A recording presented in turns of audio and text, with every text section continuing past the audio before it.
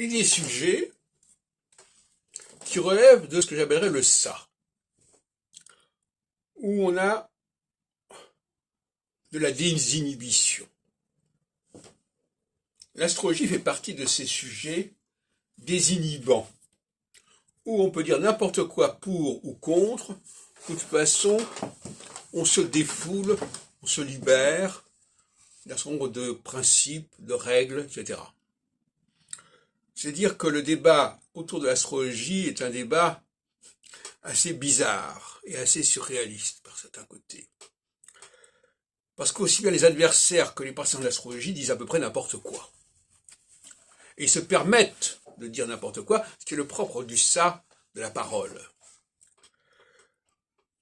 Alors, j'ai voulu mettre fin à cette situation et que l'on commence à considérer que l'astrologie est un sujet respectable,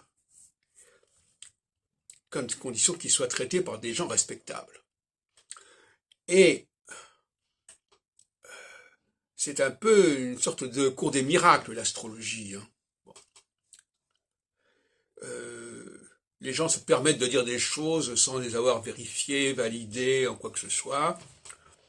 Et les adversaires de l'astrologie se permettent de dire des choses sans connaître vraiment le sujet, etc. Bon. Donc finalement, c'est vraiment la jungle, l'astrologie. Dans tout ce qui tourne par tous les côtés, aussi bien pour que contre, etc. Et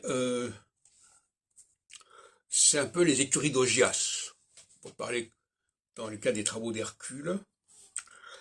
Et moi j'ai voulu mettre fin à cette gabégie, à cette incurie. Et comme dans tous les domaines où l'on essaie de réformer, là actuellement la question des retraites, la réforme de l'astrologie va se heurter aux praticiens, à ceux qui tout simplement veulent, comme dirait l'autre, remplir leur frigidaire et donc proposer un produit qui se vende.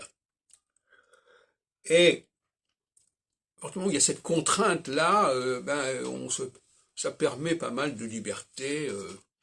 Du moment qu'il faut être, disons, un peu cynique, du moment que ça se vend, du moment que ça nourrit son homme, pourquoi chercher plus loin?